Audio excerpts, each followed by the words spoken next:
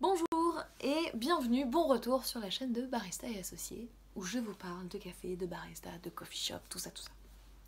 Alors aujourd'hui, j'aimerais parler des clients des coffee shops. J'entends beaucoup trop si vous voulez mon avis, que oh là là, mais les clients français c'est compliqué, ils comprennent pas ce que c'est que le café, du coup ils sont surpris, ah mais c'est trop acide, j'aime pas, oh là mais c'est difficile d'avoir une fréquentation de coffee shop qui soit élevée, c'est difficile de vendre son café à un marché aussi difficile. Alors allez en Australie, travaillez dans un coffee shop australien, alors oui vous allez avoir du chiffre, hein, mais essayez de leur vendre du bon café pour voir. Pas bon courage. Parce que vous voyez un français classique, d'accord, qui parlerait du vin. Le français estime que parce qu'il est né en France, il a une culture sur le vin innée et qu'il sait tout et qu'il sait mieux que tout le monde et que c'est pas la peine de lui expliquer comment fonctionne le vin et qu'est-ce qui est bon, qu'est-ce qui est pas bon parce qu'il sait. Donc, essayez de lui expliquer ce que c'est vraiment que le bon vin et alors vous allez galérer parce qu'il sera fermé d'esprit. A l'inverse, le café. Le français est tout à fait conscient. Le français classique, le français moyen, sait qu'il n'y connaît rien en café. Tout le monde, grâce à Nespresso, merci Nespresso, les Français savent que le café classique à la française n'est pas bon et qu'on est mauvais en café. Ça veut dire quoi? Ça veut dire qu'ils sont très ouverts aux baristas, leur expliquant ce que c'est que le bon café. Mais c'est vrai qu'il faut un peu de préparation. Mais en même temps, si vous servez à un client français un produit auquel il n'est pas habitué sans le prévenir, ça va faire un petit choc.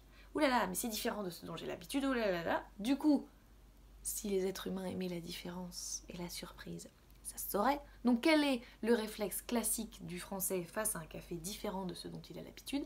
C'est le rejet, surtout si on ne l'a pas prévenu. Donc souvent vous allez avoir ouh là là, il est amer votre café. Hein. Alors, est-ce qu'il est amer ou est-ce qu'il est acide? Ah bah c'est vrai, je sais pas, non, amer je crois, enfin... et là vous leur proposez. Alors acide, on sera plus sur du citron, on sera plus sur du vinaigre, on sera sur de la framboise, du fruit rouge. Alors que l'amertume, on sera sur de l'endive, on sera sur du chocolat noir, on sera sur du Schweppes. Ah ouais, vous avez raison. Ah oui, c'est vrai que... Ah maintenant que vous le dites, c'est vrai que c'est acide. Enfin c'est fort quand même. Eh ben oui, c'est fort. Parce qu'en fait, dans notre espresso, déjà, on met l'accent sur l'acidité. Parce que figurez-vous que l'acidité est un signe de qualité dans le café. Pourquoi? Parce que le café est un fruit. Un fruit, naturellement, ça a de l'acidité et du sucre. Donc un café en boisson doit laisser transparaître cette acidité et c'est ce que nous on essaye de faire. Or avec un espresso, quand on respecte certains process d'extraction, quand on essaye de respecter l'équilibre aromatique du café, on a une acidité qui est plus forte que ce dont on a l'habitude. Donc ça paraît plus fort. Et puis on a aussi moins de dilution parce qu'on fait attention à respecter les huiles du café, donc on a quelque chose de plus fort en bouche. Pas forcément plus fort en caféine, vu que la caféine se développe avec l'eau, au contact de l'eau, mais en tout cas plus fort en bouche. Qu'est-ce que j'essaie de vous dire? C'est que prévenez vos clients. Vous voyez que vous avez un client qui n'a pas l'habitude du café, dites-lui. Je vous préviens, notre café est un peu plus acide que la moyenne. C'est fait exprès. C'est parce que l'acidité est en réalité une qualité. Ça montre qu'on a un café de qualité. Dès que vous dites ça, les gens s'ouvrent et se disent « Ah bon d'accord, pourquoi pas ?» Mais dites-leur bien, c'est un produit différent de ce dont vous avez l'habitude. Ce n'est pas le café classique que vous aurez dans une brasserie parisienne classique. C'est un autre produit où là vraiment on se concentre sur l'acidité. Ça demande un peu de temps pour s'habituer. Si vous voulez que je rallonge votre espresso avec un peu d'eau, il n'y a pas de problème. Si vous voulez le goûter avec un peu de lait, c'est excellent. On est plutôt sur des notes caramélisées, c'est beaucoup plus doux. Si vous voulez le goûter en filtre, ce sera aussi beaucoup plus doux, ce sera très aromatique. Parce que comme on n'aura pas les huiles du café pour faire barrage entre le palais et les arômes, on sent beaucoup plus cette complexité. Proposez à vos clients. Ouvrez-leur l'esprit, ouvrez-leur le monde en fait. Vous avez des clients qui sont ouverts au fait qu'ils n'y connaissent rien. Mais pour ça, il ne faut pas leur mettre à la figure que si vous n'aimez pas, c'est parce que vous n'avez pas le bon palais.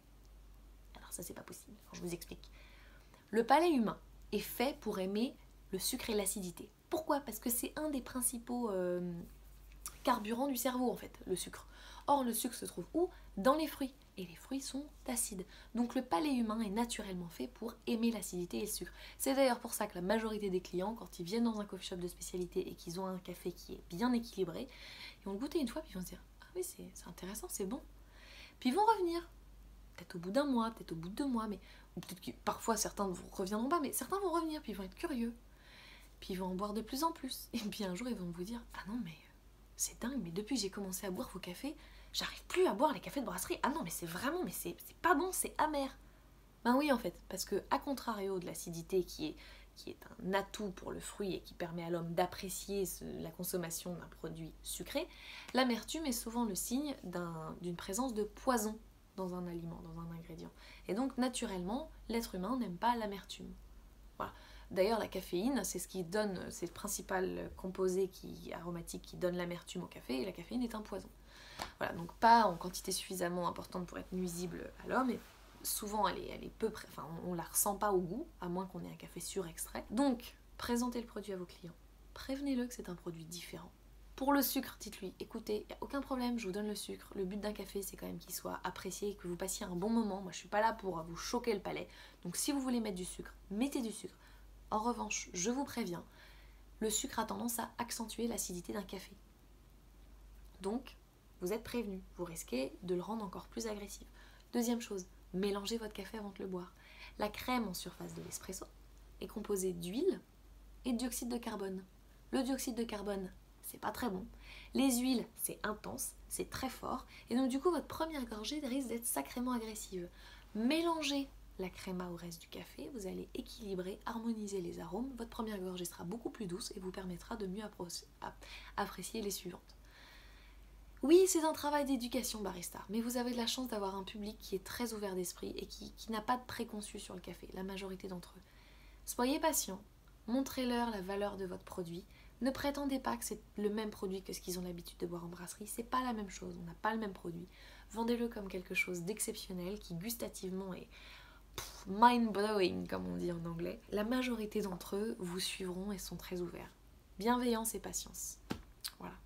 J'espère à nouveau que cette vidéo vous a aidé. Merci d'avoir regardé jusqu'au bout et puis à très vite.